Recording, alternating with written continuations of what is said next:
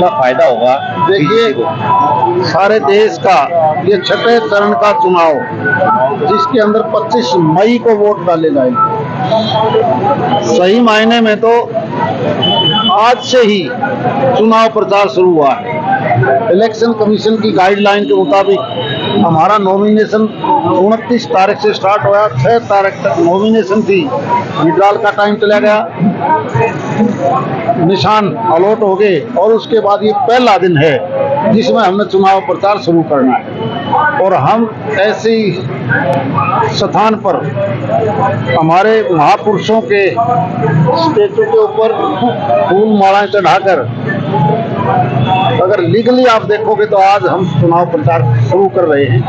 आज पहला चुनाव प्रचार हम यहीं से पंडित नेकीराम जी शर्मा, जिसको जो बहुत बड़े स्वतंत्रता सेनानी थे, अभी आपके सामने जिस पार्क में हम बैठे हैं, यानी हम हर उन स्वतंत्रता सेनानियों के, ये जो एक रोड है जिसमें महाराणा प्रताप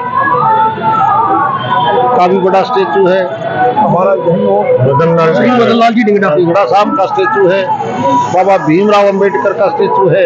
ये वो स्वतंत्रता सेनानी हैं जिन्होंने इस देश की आज़ादी में बहुत बड़ी भूमिका न केवल निभाई बल्कि देश को आज़ाद करवाया। सरकार देश की मजबूती के लिए आज केवल और केवल भारतीय जनता पार्टी ही सक्षम है। भारतीय जनता पार्टी के कार्यकर्ता, हमारे जो प्रत्याशी हैं लोकसभा के धर्मवीर जी, इसके समर्थन में बाजार में जाकर के, हर दुकान पर जाकर के हाथ जोड़ के वोट की प्रार्थना करेंगे। और हमारे भारतीय जनता पार्टी की यही नीति है कि घर घर जाकर के मतदाता से हाथ जोड़ें, अपनी उपलब्धियां बताएं और वोट की प्रार्थना करें। और ये हजारों की संख्या में कार्यकर्ता इकट्ठे हुए हैं। अब हम यहाँ से शुरू होने वाले हैं और हर बाजार का दौरा करेंगे, हर दुकानदार से प्रार्थना करेंगे, हर शहरी से प्रार्थना करेंगे कि जिस तरह से देश में मोदी जी ने काम किया, जिस तरह से देश का प्रभुत्व बढ़ा, GDP ठीक बढ़ रही है, GST बढ़ रहा है, इंफ्रास्ट्रक्चर के काम हो रहे हैं, बगैर भेदभाव के नौकरियां मिल रही हैं, तो मोदी जी को दोबारा से 2 बार की वक्त पहले बने हुए, तीसरी बार से प्रधानमंत्री कर। सर, किन मुद्दों को लेकर के आप जनता के बीच में जा रहे हैं? 2 बार, क्योंकि पहले भी सरकार रह चुकी है, क्या मानते हैं, क्या विकास कार्य तो बहुत है। मुद्दे ये है कि 50-55 साल में कांग्रेस को देखा है, मिलीजुली सरकारों को भी देखा है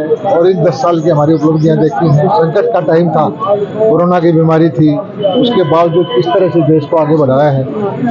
80 करोड़ लोगों को घर बैठे खाना भी दे रहे हैं, वैक्सीन भी लगाई है और प्रगति भी की है। तो लोग समझते हैं कि किस तरह से 50 साल तक कश्मीर में क्या हाल होता था, सैनिकों को पत्थर मारे जाते थे और डराते थे हमें कि खून की नदियां बह जाएंगी 370 को कोई हाथ लगाएगा तो। और आज जो सारी दुनिया कोई भी फैसला लेती है तो हमारे मोदी जी के बगैर नहीं होता। देश का नाम बढ़ रहा है, देश आगे बढ़ रहा है, देश महाशक्ति बन रही है। तो ये देश का चुनाव है।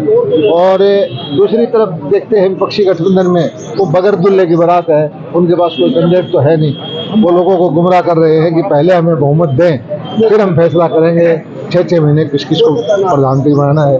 तो जनता ऐसा फैसला देगी नहीं, जनता उनको रिजेक्ट कर। हरियाणा का कहते हैं कि बीजेपी तो सीएम बदलने में व्यस्त है और प्रदेश की जनता जो है सरकार बदलेगी, कैसे? ऐसा है, भूपेंद्र हुड्डा जी या और कुछ लोग ऐसे समझते हैं कि उनके परिवार से बाहर का कोई सीएम उनको अच्छा नहीं लगता। गरीब घर का सीएम, बैकवर्ड समाज का सीएम या कोई कमजोर समाज का सीएम उनको अच्छा नहीं लगता। वो समझते हैं कि इस पद पर मुनि का अधिकार है, वो समझते हैं कि देश के प्रधानमंत्री पद पर गांधी फैमिली का अधिकार है। लेकिन लोकतंत्र की खूबी ये है